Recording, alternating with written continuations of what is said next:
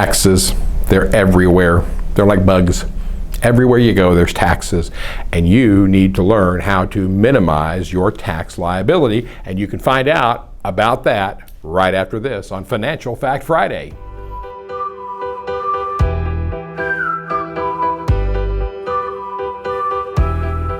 Well, hello again. My name is Mark Squires. I'm the president of Wise Choices Financial, located in the Kansas City area. Welcome to another edition of Financial Fact Friday. We are on week 4 of our 6-week series about building your financial house or the pyramid. Week 1, big solid base. Make sure you have your emergency fund in your budget and you know how to control your money so your money doesn't control you. Week 2 is risk management and talking about insurance. Week 3, building wealth systematically. We talked about that. Hopefully you've called us, okay? Now, this week, taxes. So the average American household spends well over 30% of every dollar, 30 cents of every dollar they make on taxes. I'm talking income taxes, I'm talking Medicare taxes, Social Security taxes, local income taxes, sales tax, property tax. Have you looked at your phone bill lately? Look at that and see just how much you're paying in taxes just on your cell phone bill. Tons and tons of money going out of your pocket, of your future, in the form of taxes. And you need to learn how to control those taxes. Picture, if you will, 3 buckets, that's 6, 3 buckets of money, all right?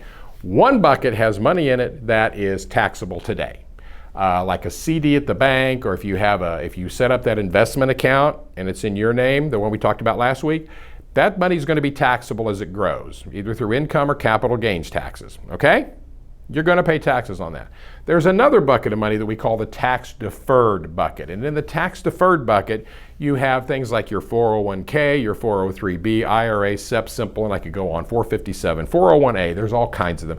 All of those are parts of the U.S. tax code. Anyway, pretend that you're working for a company, okay? You work for the ABC Coffee Company, and they say, we have a 401k, and we're going to match every dollar you put into this up to 5% of your total income.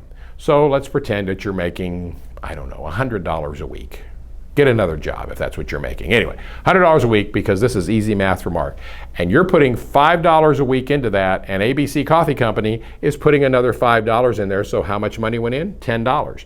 And you should participate in that. Why? Because it's free money. If you put a sign down here that says free money, people will line up to get the free money, except people like me, because we're skeptical. But participate in that retirement plan, but only put in as much as the company will match.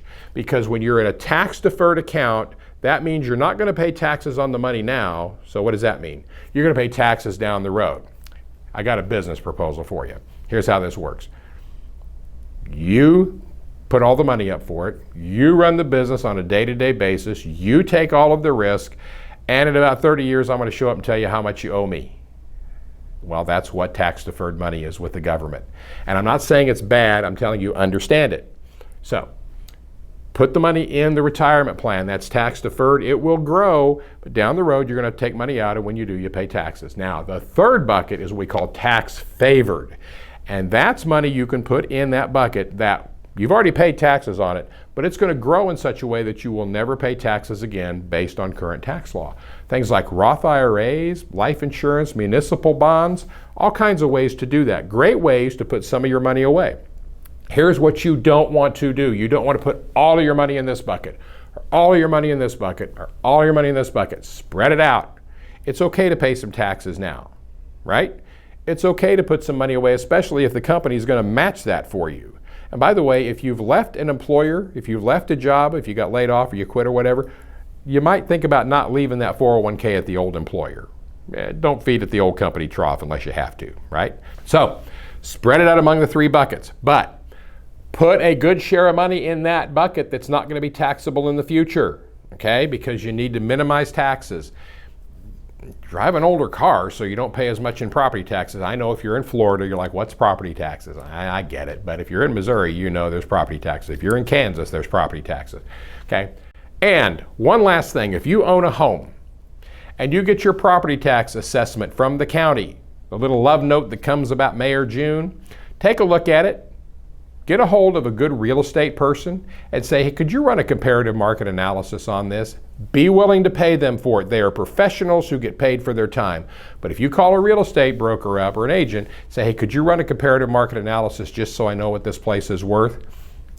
That's all you got to say. Say, I'm willing to pay for it. How much would it cost? Look, if it's $50, pay it.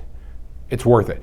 And if you find out, and I'm telling you personally, right now at this very time, I got my love letter from the county. The county has now said that my house is worth a whole bunch more money than it was last year. I guess it's because I live there and everybody loves me, right?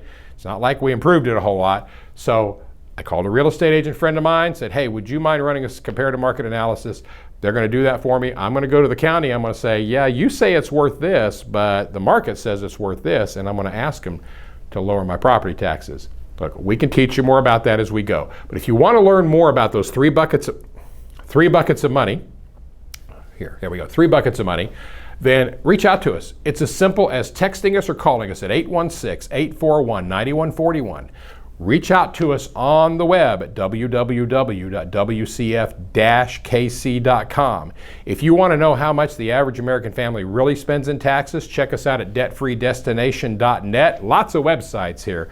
You can find us on Instagram, Facebook, LinkedIn, Twitter, and who knows what else, because Jocelyn does all that. Oh, and could you do me one more favor before I end this? If you haven't already subscribed, click on that little bell and subscribe so that you know when we put a new one up. And by the way, when you subscribe, it helps us, and we're trying to help you. I'd really appreciate if you'd help us. Here's your homework. Give us a call. We'll talk to you. We're not going to send you a bill. We just want to help our friends, our family, our neighbors. Call us right now. And tune in next week for another edition of Financial Fact Friday. This is Mark Squires. Bye now.